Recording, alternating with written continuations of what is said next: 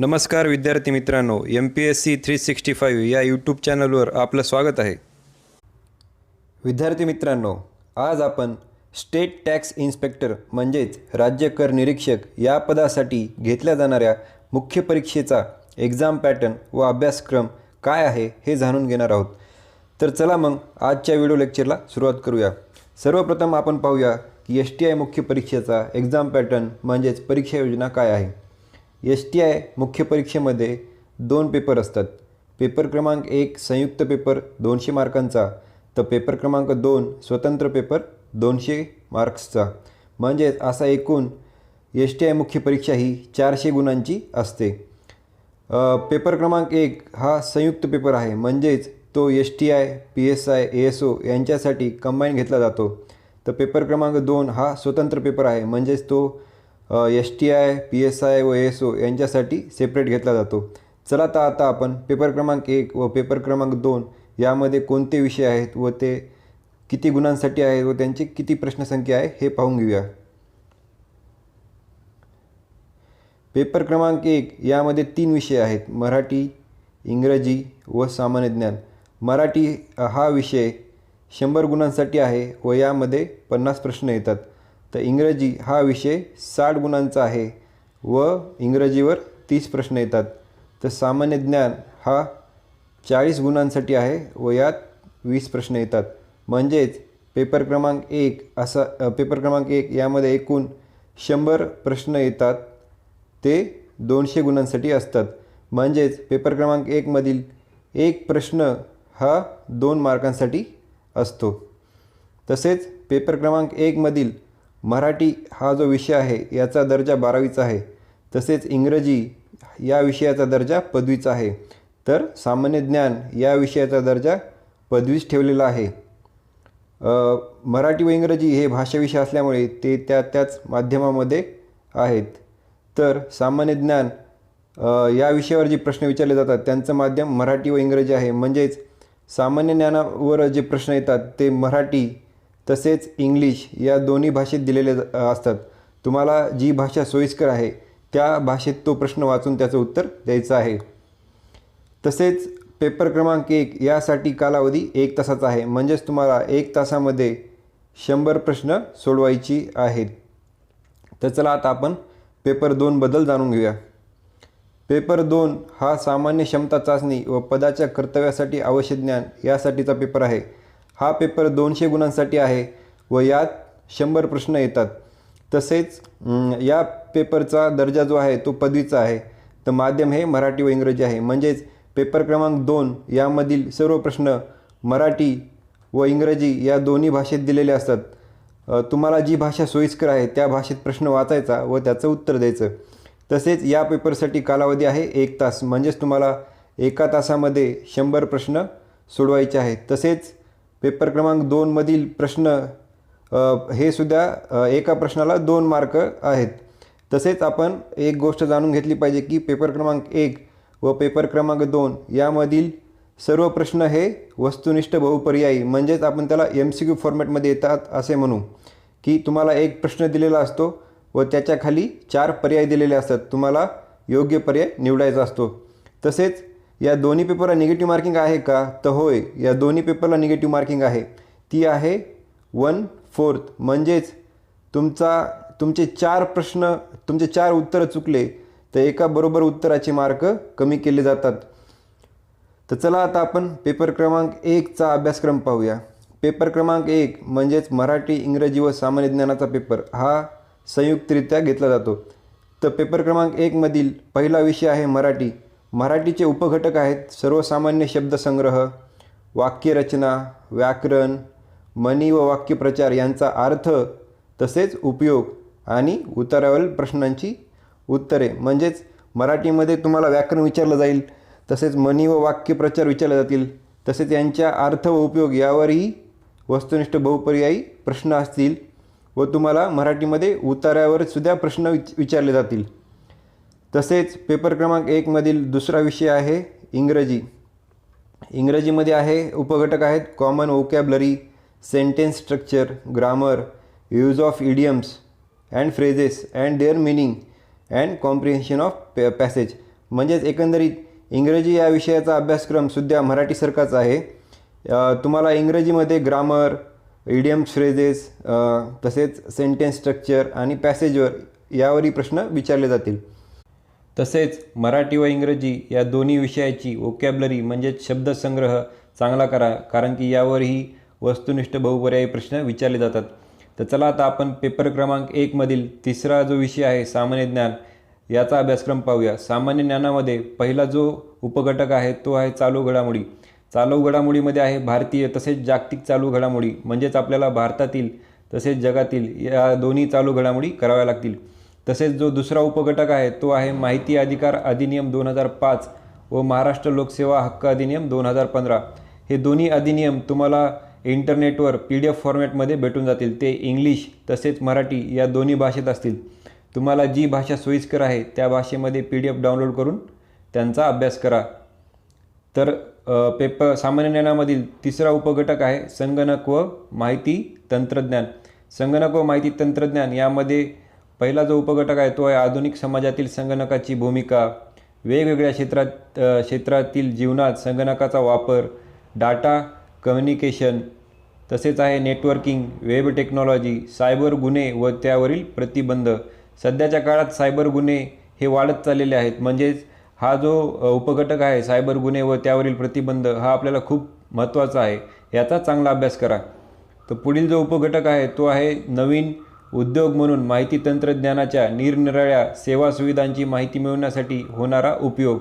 तसेच भारतातील माहिती तंत्रज्ञान उद्योगाची वाढ व त्याचा दर्जा, म्हणजेच भारतातील जे माहिती तंत्रज्ञान आहे त्या उद्योगाची किती वाढ झालेली आहे, त्याला अजून काय स्कोप आहे व त्याचा दर्जा काय आहे हेही तुम्हाला माहीत पाहिजे. तसेच शासनाचे कार्यक्रम जसे मीडिया लॅब एशिया, विद्यावाहिनी, ज्ञानवाहिनी, सामूहिक माहिती केंद्र इत्यादी या सर्व हे जे शासनाचे कार्यक्रम आहेत, मीडिया लॅब एशिया, विद्यावाहिनी, ज्ञानवाहिनी, सामूहिक माहिती केंद्र, या सर्वांची माहिती तुम्हाला इंटरनेटवर मिळून जाईल. ते तुम्ही चांगल्या प्रकारे अभ्यासा. तसेच मीडिया लॅब एशिया यांची एक साईट आहे, त्यामध्ये अबाउट अस नावाच्या सेक्शनमध्ये जा व पहा की त्यांची तुम्हाला त्या अबाउट अस या सेक्शनमध्ये सर्व काही माहिती मिळून जाईल. तसेच पुढील जो उपघटक आहे तो आहे माहिती तंत्रज्ञान उद्योगातील मूलभूत प्रश्न व त्यांचं भवितव्य. तुम्हाला हेही माहीत पाहिजे की माहिती तंत्रज्ञान उद्योगातील मूलभूत प्रश्न काय आहेत व त्याचं भवितव्य काय आहे. विद्यार्थी मित्रांनो, आता आपण पेपर क्रमांक 2चा अभ्यासक्रम पाहूया. पेपर क्रमांक 2 म्हणजेच सामान्य क्षमता चाचणी व पदाच्या कर्तव्यासाठी आवश्यक ज्ञान असा हा पेपर आहे व हा पेपर स्वतंत्र घेतला जातो. म्हणजेच STI, ASO, PSI यांच्यासाठी हा सेपरेट घेतला जातो. पेपर क्रमांक 2 मधील पहिला जो विषय आहे तो आहे बुद्धिमत्ता चाचणी. म्हणजेच आपल्याला अंकगणित तसेच काही कोडे तसेच सिटिंग अरेंजमेंट किंवा आकृत्यावर प्रश्न विचारले जातात. आपण मागील 4-5 वर्षाच्या प्रश्नपत्रिकाचं ॲनालिसिस करावं, त्यातून आपल्याला कळून जाईल की बुद्धिमत्ता चाचणीवर कशा प्रकारचे प्रश्न विचारले जातात. तसेच पेपर क्रमांक 2 मधील पुढचा विषय आहे महाराष्ट्राचा भूगोल. यावरून आपल्याला एक समजतं की STI मुख्य परीक्षेमध्ये आपल्याला भारताचा भूगोलावर प्रश्न येणार नाहीत, फक्त आपल्याला महाराष्ट्राचा भूगोल अभ्यासाचा आहे. त्यातले त्यात महाराष्ट्राच्या भूगोलमध्ये महाराष्ट्राचा रचनात्मक भूगोल म्हणजेच फिजिकल जॉग्रफी, तसेच मुख्य रचनात्मक विभाग, हवामान, पर्जन्यमान व तापमान, पर्जन्यातील विभागावर बदल, नद्या पर्वत डोंगर. आपल्याला नद्या पर्वत डोंगर याबद्दल सर्व माहिती पाहिजे की ते कोणत्या जिल्ह्यामध्ये आहे, तसेच डोंगरांची उंची किती आहे हे याबद्दल आपल्याला सर्व काही माहीत पाहिजे. तसेच महाराष्ट्रात राजकीय विभाग किती, प्रशासकीय विभाग किती व ते कोणते हेही आपल्याला माहीत पाहिजे. तसेच पुढील जो उपघटक आहे तो आहे नैसर्गिक संपत्ती, वने व खनिजे. आपल्याला माहीत पाहिजे की कोणत्या जिल्ह्यामध्ये कोणते खनिजे आढळतात. तसेच पुढील उपघटक आहे मानवी व सामाजिक भूगोल. यामध्ये आहे लोकसंख्या, मायग्रेशन ऑफ पॉप्युलेशन व त्यांचे सोर्सेस आणि डेस्टिनेशन. आपल्याला लोकसंख्याबद्दल सर्व काही माहीत पाहिजे. आपल्याकडे 2011चं सेन्सस आहे, याबद्दल यामधील सर्व बारक्या डिटेल्स आपल्याला माहीत पाहिजे. जसे महाराष्ट्राची लोकसंख्या किती आहे 2011च्या सेन्ससनुसार. तसेच जे अजून बारकावे सेन्ससमध्ये दिलेले आहेत ते आपल्याला माहीत पाहिजे. तसेच आता 2021चं सेन्सस येईल, तर या 2021च्या सेन्ससमध्ये कोणते नवीन प्रश्न समाविष्ट केलेले आहेत, तसेच 2021च्या सेन्सससाठी लोकगणनेसाठी कोणती कमिटी बसली आहे का, हे आपल्याला माहीत पाहिजेत. आत्तापर्यंत जेवढे काही अपडेट्स आहेत 2021च्या सेन्ससबद्दल ते आपल्याला माहीत पाहिजे. तसेच लोकांचं मायग्रेशन का होतं, त्यांचे परिणाम काय, हे आपल्याला माहीत पाहिजे. जो पुढील उपघटक आहे तो आहे ग्रामीण वस्त्या व तांडे, झोपडपट्ट्या व त्यांचे प्रश्न. आपल्याला हे माहीत पाहिजे की ग्रामीण वस्त्या, तांडे, झोपडपट्ट्या यांचे काय प्रश्न आहेत. पुढील जो विषय आहे तो आहे महाराष्ट्राचा इतिहास. म्हणजेच आपल्याला इतिहास पण महाराष्ट्राचा अभ्यासायचा आहे. म्हणजेच STI मेन्ससाठी भारताचा इतिहास आणि भूगोल आपल्याला येणार नाही, फक्त तो महाराष्ट्राचा असेल. महाराष्ट्राच्या इतिहासामध्ये आपल्याला सामाजिक व आर्थिक जागृती 1885 ते 1947, तसेच महत्त्वाच्या व्यक्तींची कामे. आपल्या महाराष्ट्राच्या इतिहासामध्ये बऱ्याच समाजसुधारकांनी कामं केलेली आहेत. या समाजसुधारकांबद्दल आपल्याला सर्व काही माहीत पाहिजे, त्यांच्यावर प्रश्न नक्कीच येतात. तसेच स्वातंत्र्यपूर्व भारतातील सामाजिक जागृतीतील वर्तमानपत्रे व शिक्षणाचा परिणाम भाग. आपल्याला वर्तमानपत्रांबद्दल सर्व काही माहीत पाहिजे की त्यांची स्थापना कधी झाली, त्यांची स्थापना कुणी केली, त्यांचे पहिले संपादक कोण व त्यांची स्थापना कोणत्या शहरात करण्यात आली. हे असं आपल्याला एक वर्तमानपत्राची लिस्टच तयार करायची आहे. तसेच पुढील जो उपघटक आहे तो आहे स्वातंत्र्यपूर्व काळातील इतर समकालीन चळवळी व राष्ट्रीय चळवळी, याबद्दलही आपल्याला माहीत पाहिजे. जो पुढील विषय आहे तो आहे भारतीय राज्यघटना. यामध्ये आहे घटना कशी तयार झाली व घटनेच्या प्रस्तावनेमागची भूमिका व तत्त्वे, हे आपल्याला माहीत पाहिजे. तसेच घटनेची महत्त्वाची कलमे, ठळक वैशिष्ट्य, म्हणजेच आपल्याला घटनेची ठळक वैशिष्ट्य काय आहेत ते माहीत पाहिजे. आपली घटना ही लिखित आहे, तसे असे बरेचसे वैशिष्ट्य आहेत ते आपल्याला माहीत पाहिजे. तसेच काही महत्त्वाची कलमे माहीत पाहिजे. कलम 1 काय आहे, तसेच मूलभूत हक्कांबद्दलचे कलमे काय आहेत, मूलभूत कर्तव्यांबद्दलचे कलमे काय आहेत. तसेच आपत्कालीन म्हणजे एमर्जन्सीबद्दल 352, 356, राष्ट्रपती राजवटबद्दलचं कलम, तसेच 365, हे कलमे कशाबद्दल आहे हे आपल्याला माहीत पाहिजे.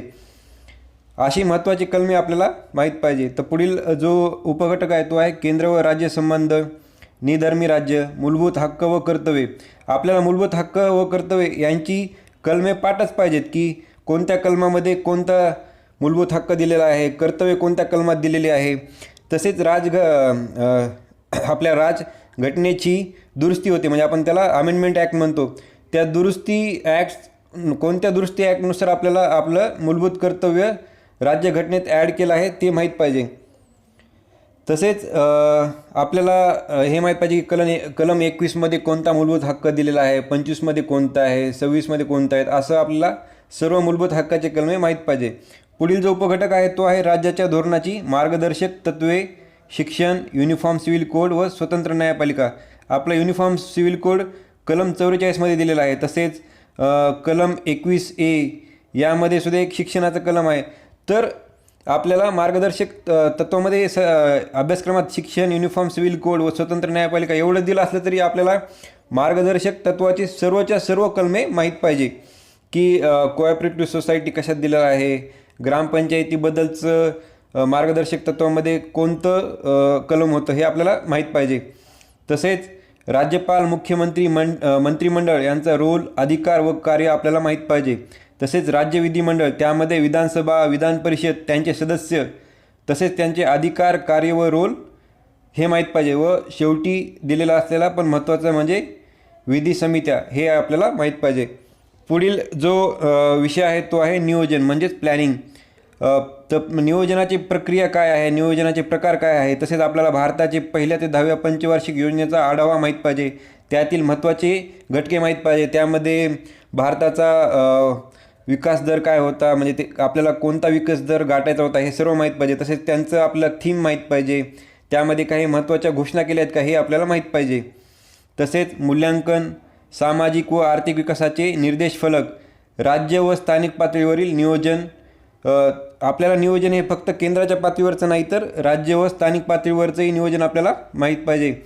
तसेच विकेंद्रीकरण म्हणजे काय असतं, 73व्या व 14वी घटना दुरुस्ती काय आहे हे आपल्याला माहीत पाहिजे. तसेच 73वी व 74वी घटना दुरुस्तीने विकेंद्रीकरण झालं आहे का हेही आपल्याला माहीत पाहिजे. तसेच भारतीय अर्थव्यवस्था, क्षेत्रीय विकासाचा कल व सेवा क्षेत्राची रूपरेषा, तसेच भारतीय अर्थव्यवस्थेच्या समोरील आव्हाने, गरिबी, बेरोजगारी, प्रादेशिक असमतोल याबद्दल तुमचं ज्ञान असलं पाहिजे. ती गरिबी म्हणजे पॉवर्टी लाईन, बऱ्याचशा आयोगांनी गरिबीची व्याख्या हे केलेली आहे की गरिबी नेमकी गरीब लोक कोणाला म्हणावे, म्हणजे पॉवर्टी लाईनची व्याख्या दिलेली आहे ती आपल्याला माहीत पाहिजे. तसेच बेरोजगारीचे बरेचसे प्रकार आहेत, ते प्रकार तुम्हाला माहीत पाहिजे. तसेच आपल्याला हे माहीत पाहिजे की 73वी व 74वी घटना दुरुस्तीने कोणते परिशिष्ट आपल्या राज्यघटनेमध्ये समाविष्ट केले ते मला तुम्ही कमेंट सेक्शन बॉक्समध्ये लिहून कळवा. पुढील जो विषय आहे तो आहे शहरी व ग्रामीण भागातील पायाभूत सुविधांचा विकास. पायाभूत सुविधांची गरज व महत्त्व, तसेच सामाजिक व आर्थिक पायाभूत सुविधांचा विकास आणि वाढ, जसे ऊर्जा, पाणी पुरवठा, मलनिस्सारण, गृह, परिवहनमध्ये रस्ते, बंदर इत्यादी. तसेच दळणवळण, त्याच्यामध्ये पोस्ट, तार व दूरसंचार, तसेच radio, T V, internet, crisis. भारतातील इन्फ्रास्ट्रक्चरचे प्रश्न सुद्धा आपल्याला माहीत पाहिजे की भारतात इन्फ्रास्ट्रक्चरचं काय प्रश्न आहेत, तसेच यासंबंधीचे धोरण काय आहेत शासनांचे, तसेच त्यावरील पर्याय. खाजगी व सार्वजनिक क्षेत्रातील भागीदारी, तसेच FDI हा खूप महत्त्वाचा पॉईंट आहे. FDI की आपल्याला कोणत्या सेक्टरमध्ये किती FDI आहे हे आपल्याला माहीत पाहिजे. तसेच इन्फ्रास्ट्रक्चर डेव्हलपमेंट, इन्फ्रास्ट्रक्चर विकासाचे खाजगीकरण, राज्य व केंद्र सरकारचे इन्फ्रास्ट्रक्चर विकासाचे धोरण काय आहे, तसेच ग्रामीण व शहरी भागातील परिवहन व गृह याविषयीचे प्रश्न काय आहेत हे आपल्याला माहीत पाहिजे. तसेच त्यावरील केंद्र व राज्य सरकारचं काय कार्यक्रम आहे व उपक्रमशीलता काय आहे हे आपल्याला माहीत पाहिजे. हा सब्जेक्ट तुम्ही डिटेलमध्ये अभ्यासावा. तसेच आता एक गोष्ट लक्षात ठेवा की आपण STIची मुख्य परीक्षा देत आहोत. म्हणजे STIच्या मुख्य परीक्षेच्या पेपर क्रमांक 2मध्ये तुम्हाला अर्थशास्त्राचे खूप जास्त प्रश्न असतील व जे हे 7, 8, 9 जे आता पुढचे विषय आहेत हे अर्थव्यवस्थेवरचेच विषय आहेत. तर त्यातील 7वा आहे आर्थिक सुधारणा व कायदे. पार्श्वभूमी, उदासीकरण, खाजगीकरण म्हणजे त्याला आपण प्रायव्हेटायझेशन म्हणतो. जागतिकीकरणची संकल्पना काय आहे व त्याचा अर्थ आणि व्याप्ती. तसेच मर्यादा, केंद्र व राज्य स्तरावरील आर्थिक सुधारणा काय आहेत. आपली भारतामध्ये 1991ला जी आर्थिक सुधारणा झाली त्याबद्दलही तुम्हाला माहीत पाहिजे. तसेच WTO म्हणजे वर्ल्ड ट्रेड ऑर्गनायझेशन याबद्दलही तुम्हाला माहीत पाहिजे. तसेच तरतुदी व सुधारणा त्यांचे भारतीय अर्थव्यवस्थेतील अपेक्षित परिणाम काय आहेत याबद्दलही तुम्हाला माहीत पाहिजे. प्रश्न व समस्या माहीत पाहिजे. तसेच सध्या जो आपला नवीन टॅक्स आला आहे GST याबद्दलही तुम्हाला माहीत पाहिजे की GST कधी लागू करण्यात आला. तसेच GSTमध्ये कोणते टॅक्सेस इन्क्लूड करण्यात आलेत, म्हणजे कोणते केंद्रातील आणि कोणते राज्यातील टॅक्सेस हे सगळे एकत्र करून GST बनला आहे याबद्दलही तुम्हाला माहीत पाहिजे. GST म्हणजे गुड्स अँड सर्व्हिसेस टॅक्स. मला कमेंट सेक्शन बॉक्समध्ये लिहून कळवा की GST कोणत्या घटना दुरुस्तीने GSTचं अंमलबजावणी केली आहे. तसेच पुढील जो विषय आहे तो आहे विक्री कर. वॅट म्हणजे व्हॅल्यू ॲडेड टॅक्स काय असतो. WTOबद्दल माहीत पाहिजे. WTOचं मुख्यालय कुठे आहे हे मला कमेंट सेक्शन बॉक्समध्ये लिहून कळवा. तसेच इत्यादीशी संबंधित कायदे व नियम, यांचे कायदे व नियम आपल्याला माहीत पाहिजे. हा प्युअरली अर्थशास्त्रावरचा विषय आहे आणि तो स्वाभाविक आहे की कारण की आपण STIची मुख्य परीक्षा देत आहोत म्हणजेच स्टेट टॅक्स इन्स्पेक्टर, तर ह्याच्यात अर्थशास्त्राची येणारच. तर पुढील जो विषय आहे तो आहे आंतरराष्ट्रीय व्यापार व आंतरराष्ट्रीय भांडवल चळवळ.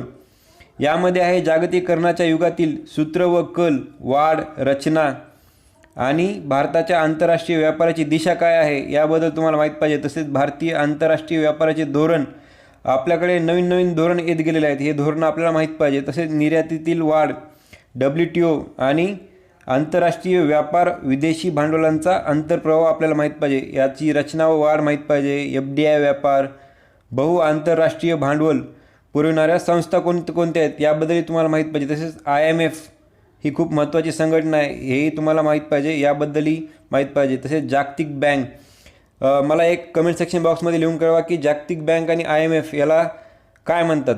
तसेच IDA इंटरनॅशनल क्रेडिट रेटिंग याबद्दलही तुम्हाला माहीत पाहिजे. हे सर्व आंतरराष्ट्रीय जे व्यापार आहे किंवा आंतरराष्ट्रीय संघटना आहेत त्याबद्दलचा हा विषय आहे.